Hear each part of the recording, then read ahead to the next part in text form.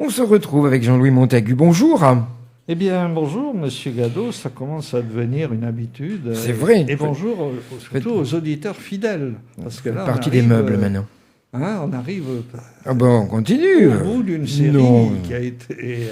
Vous connaissant, vous allez vous ennuyer après chez vous et votre femme va vous mettre à la porte. Donc, vous allez revenir très vite. Et vous avez un invité surtout oui, cette aujourd'hui. fois, pour varier les plaisirs, depuis quelque temps, on a beaucoup d'invités, mais on a choisi des invités de qualité. Ah bah bien sûr. Comme disait Monsieur Audrey, on ne prend pas n'importe qui.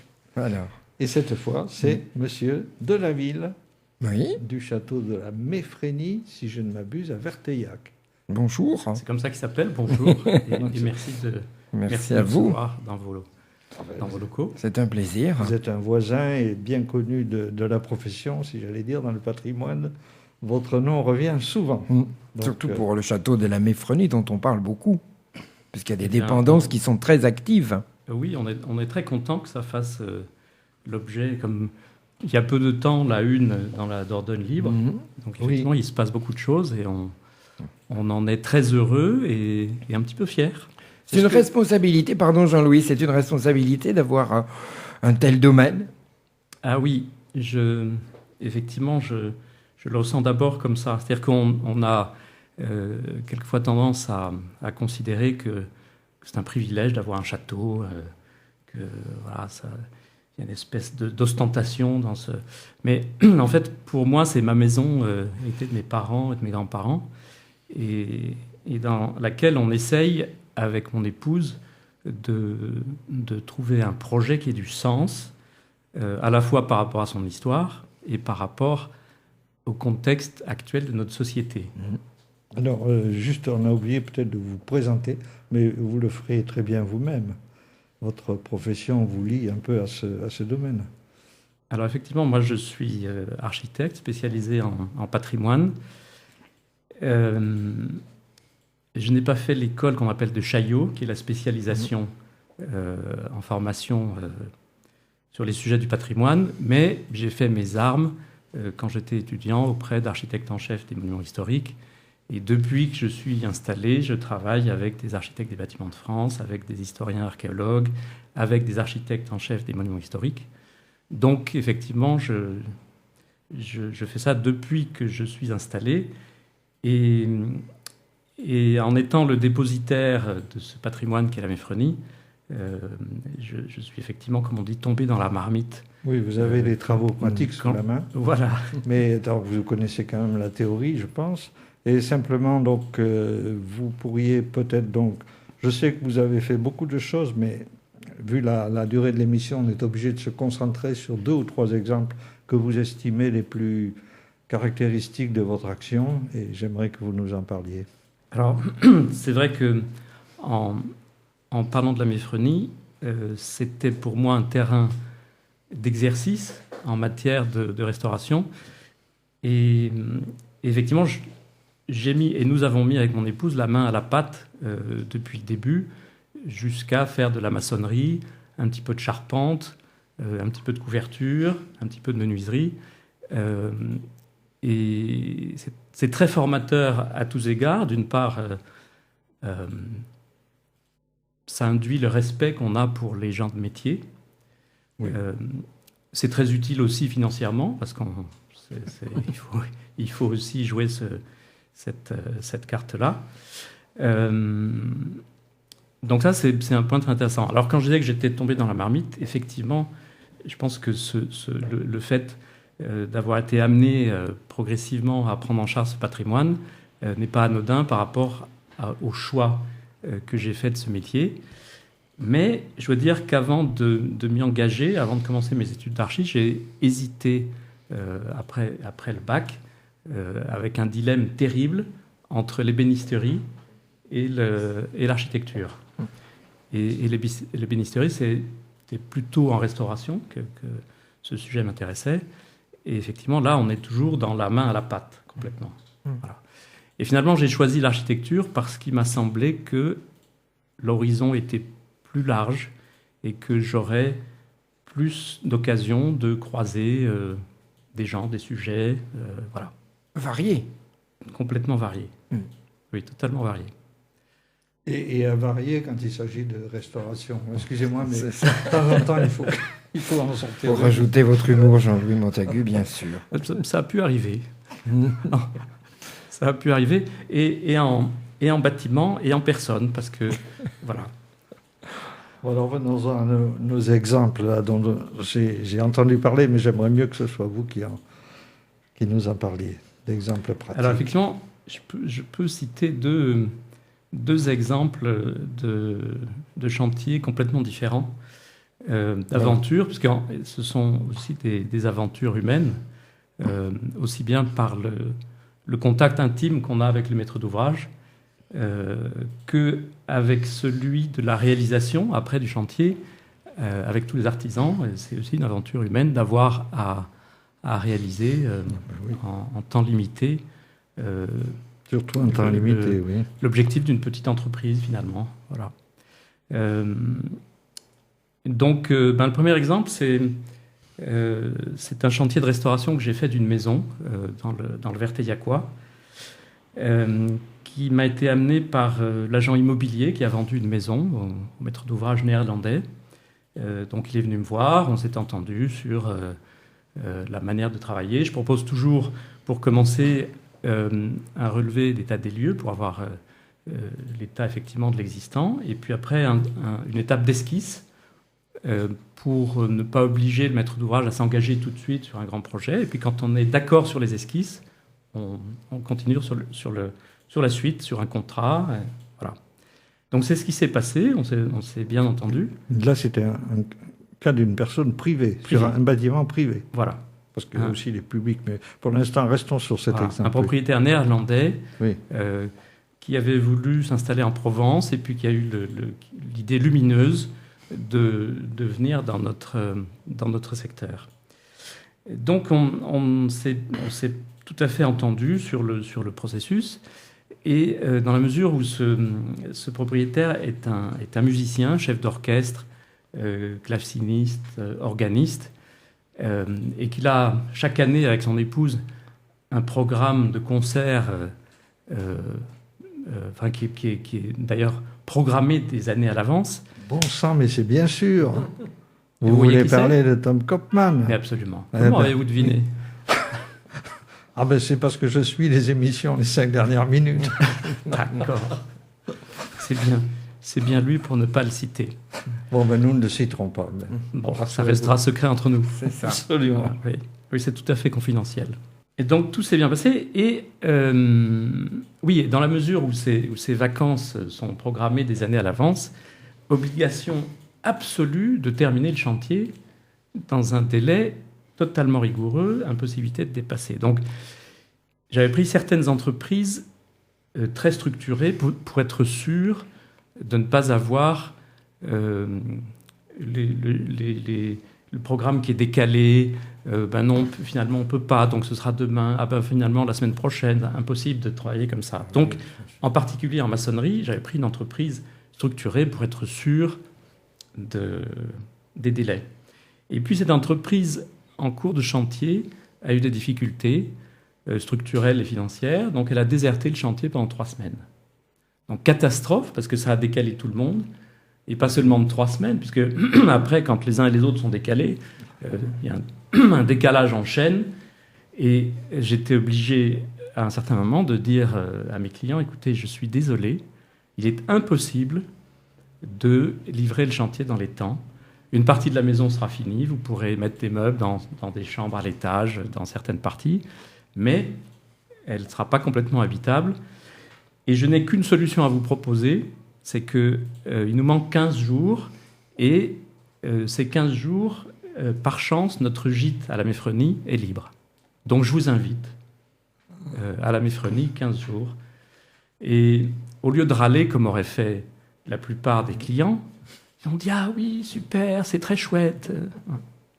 Et la difficulté que j'avais avec eux, c'est que j'engueulais les entreprises en leur disant « Attendez, la semaine prochaine, les clients viennent, donc ça, il faut absolument que ce soit fini. Si ce n'est pas fini, vous allez vous faire engueuler ». Et ils arrivaient, donc Ton et Tini, vendredi soir, en fin de journée, pour la réunion de chantier. Et puis, il disait, ah, c'est chouette, oh, qu'est-ce qu'on est content. Et les artisans venaient me voir et disaient, vous êtes gonflés de dire que... Parce qu'ils sont vachement sympas, les clients. Et après, j'étais obligé de leur dire, mais vous me cassez la baraque. Donc voilà, en fin de chantier, ils sont arrivés 15 jours dans notre gîte à la Meffrenie. Ils ont mis leur clavecin à la maison pour pouvoir répéter tous les matins. Ma mère, qui était de ce monde, à ce moment-là, assistait à toutes leurs répétitions. On a pris des apéros, des repas ensemble, et on est devenus comme ça, très amis, paradoxalement, sur un chantier qui se passait très mal. Au passage, je signale quand même, parce que les gens ici connaissent assez peu, que ce monsieur est quand même mondialement connu. Et j'ai eu la chance de voir des émissions où il passe avec Zigel là, sur l'orchestre. Ah oui. C'est absolument remarquable. Oui. Bon, c'est une chance qu'on a de l'avoir chez nous, effectivement. C'est une chance immense parce que c'est quelqu'un d'extrêmement généreux. C'est quelqu'un qui établit un lien très simple avec tout le monde. Dans le petit hameau dans lequel il s'est installé, il a tout de suite créé un lien avec les personnes de manière tout à fait amicale. Donc c'est quelqu'un vraiment qui a des qualités humaines irremplaçables et magnifiques. Voilà. Et donc ce lien d'amitié qui s'est créé sur la base de ce chantier chaotique, finalement, de manière plus ou moins directe, aboutit progressivement au projet d'itinéraire baroque de notre festival. Oui, parce qu'il était très malheureux, étant passionné avec son épouse Tini de patrimoine et d'aller visiter les petites églises, les châteaux, etc. Il était très triste de trouver beaucoup de petites églises fermées. Absolument. Et au bout d'un moment, il a dit, est-ce qu'on ne pourrait pas faire quelque chose avec ces églises, etc.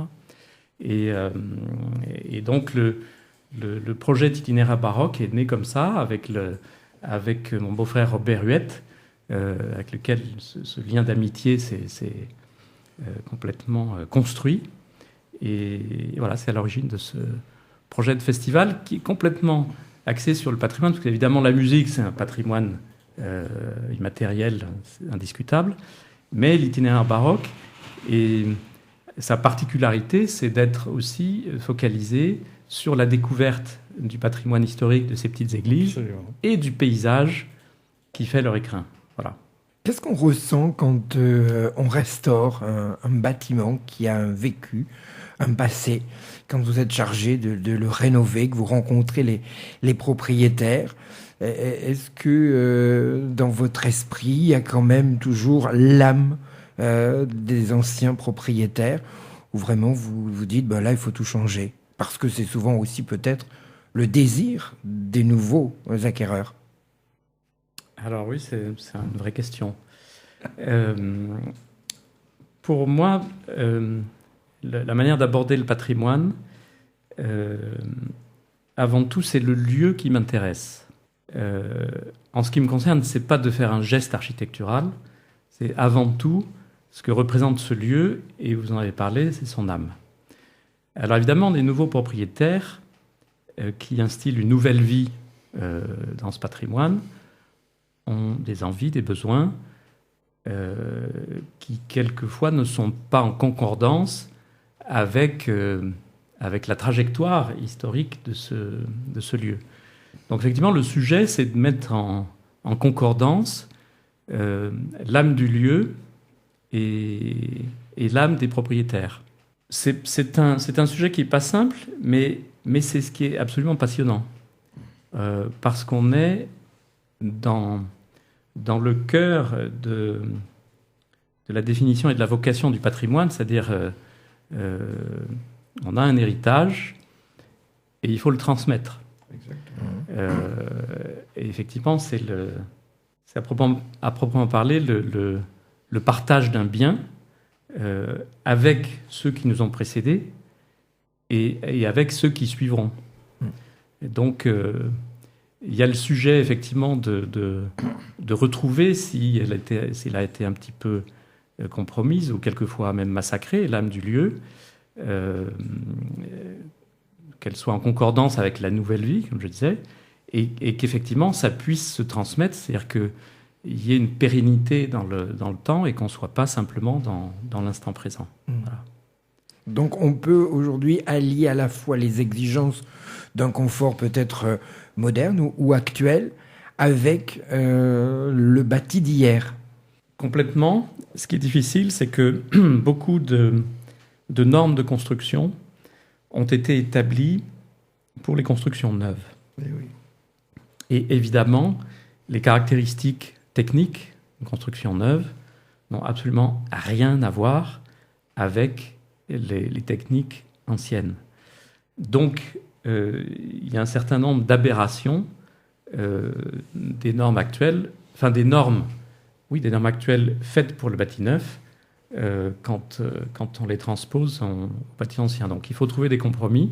Et il y a quand même une évolution un petit peu favorable, à la fois de la connaissance des techniques et de la manière de les adapter. Mais c'est un sujet compliqué. Les matériaux aussi ont évolué forcément au cours du temps.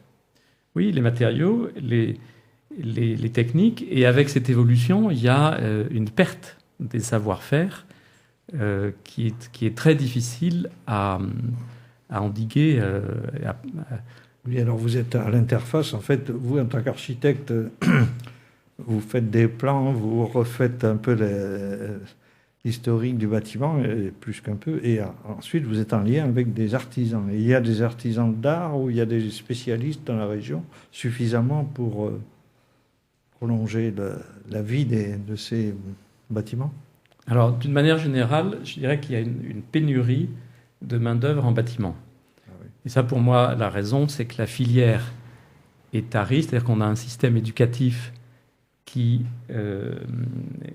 éloigne tout le monde de ces métiers, que j'appelle métiers pratiques plutôt que métiers manuels, parce que dans notre culture, on a tendance à considérer que le manuel est décérébré et fait pour les ratés. Ce qui pour moi est une aberration absolument grave et totale. Donc effectivement, on a un système éducatif qui n'incite pas, qui dissuade complètement de se diriger vers ces métiers. Et donc souvent, les jeunes ils sont amenés trop tard et en situation d'échec. Et souvent, les formations qui se font a posteriori ne sont pas à la hauteur, moins qu'on puisse dire, des besoins et des capacités potentielles de gens qui se dirigent vers ces métiers. Alors, je mettrai un petit bémol à ce que vous dites. J'incite les gens à aller visiter les Compagnons du Devoir à Chancelade, qui ont une exposition de leurs chefs-d'œuvre qui est absolument magnifique et qui, au contraire, peut susciter, j'espère, des nouvelles vocations. Bien sûr. Alors, effectivement, quand je dis ça, ça n'exclut pas tout ce qui se fait pour, effectivement, le maintien de savoir-faire. Et puis, on a aussi les meilleurs ouvriers de France, quand même, ici, quelques-uns dans la région. Oui, tout à fait. Et puis, il y a l'Institut du patrimoine qui s'est créé sur la Dordogne à l'initiative de Patrick Palem, l'ancien directeur de la SOCRA, qui est effectivement complètement axé sur la transmission des savoir-faire. Oui. Enfin, néanmoins, il y a quand même cette pénurie. Mais il y a une pénurie, voilà. Ça je suis d'accord avec vous. Et qui est à la fois quantitative et qualitative. Parce que si les formations ne sont pas à la hauteur, ça veut dire qu'à l'arrivée, il y a aussi un déficit de qualité de savoir-faire. Et donc, quand vous disiez qu'on est à l'interface, effectivement, pour des entreprises qui n'ont pas l'habitude d'utiliser tel type de chaux, de faire la différence entre la chaux aérienne et la chaux hydraulique, etc., on essaie de faire passer le message. Oui. Y en a qui jouent le jeu complètement, il y en a qui sont rétives parce qu'elles préfèrent travailler sur les techniques de construction neuve et font de l'ancien de manière marginale, donc avec elles c'est plus difficile. Et voilà. Et puis, il y a effectivement le